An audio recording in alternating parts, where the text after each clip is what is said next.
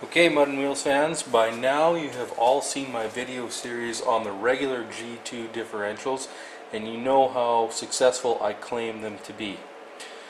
In fact, I am sending one of my diffs to be raced by a team out of Texas, Third Coast Performance, and we're going to see how that stands up. That's going to actually be raced this Saturday. Since I started working on the G2 differential epidemic, I have had more questions and comments regarding the 1000 XMR differential. So I finally decided I'd get my hands on one of these differentials and start playing around with it. And in this video I'm just going to show you some of the design features of this differential and show you the difference between the regular G2 and this 1000 XMR diff. First thing you're probably going to notice is it has some more beef here in this pinion boss area. It's actually quite a bit thicker here. The pinion shaft itself is a bigger diameter, and there's just more meat in that area here. That's where the normal G2 differential broke apart. I'm going to break this down now, and we're going to come back to more about the case in a bit.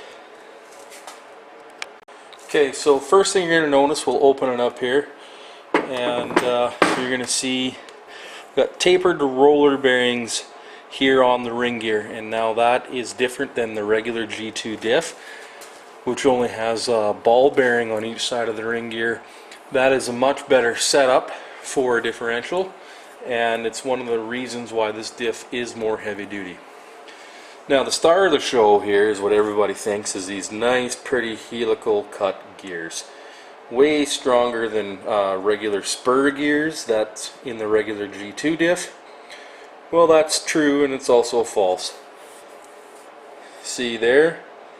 I got some sheared off ring gear teeth, and well, I said before it was false.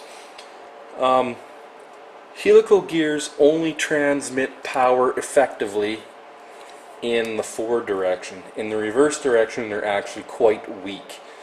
So that's why I said it was false. Anyway, okay, we'll move on here. We'll try and pull out the pinion gear, and it's in there pretty tight. Pry it out.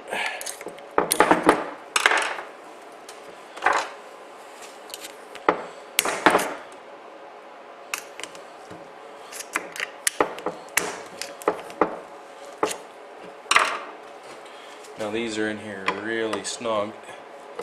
Take a lot of convincing. We'll get it eventually here. There we go.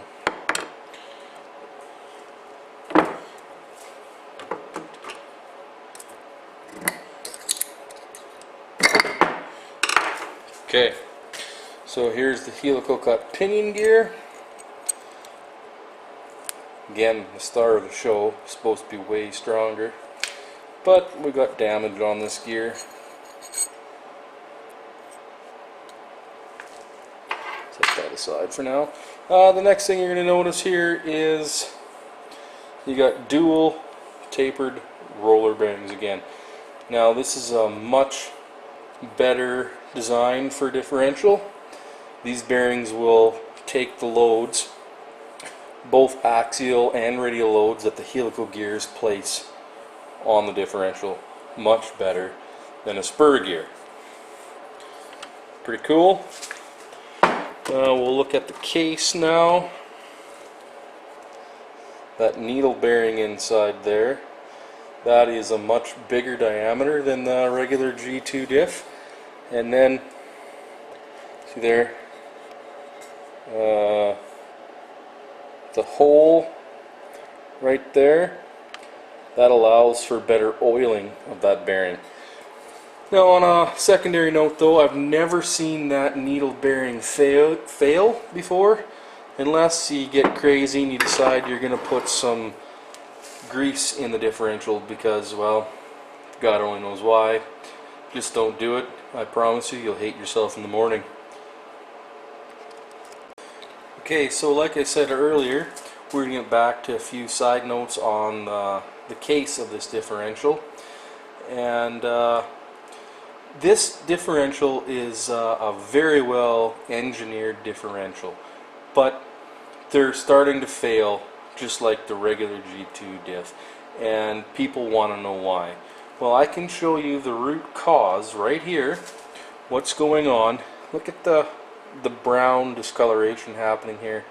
Actually all over the diff, but especially in this pinion boss area. Now, if you get to the bottom of what's creating that heat issue, I guarantee you're gonna fix the problem in these differentials.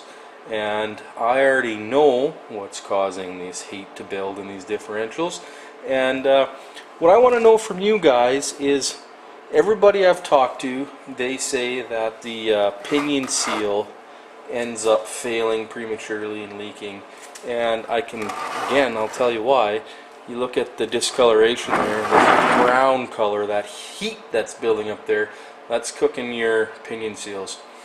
So, through the work I've done so far, I'm claiming I can eliminate the heat and eliminate the failures, and this will be another huge success, just like my regular G2 diff builds. Thanks for watching. Go to my Facebook page, like Mud and Wheels, and I want to know your guys's. I want to know your experiences with the 1000 XMR diff. What have you had? Have you had pinion seal failures? Have you had good luck? Just shoot me a comment and let me know. And subscribe and like and share with all your buds. Okay, later.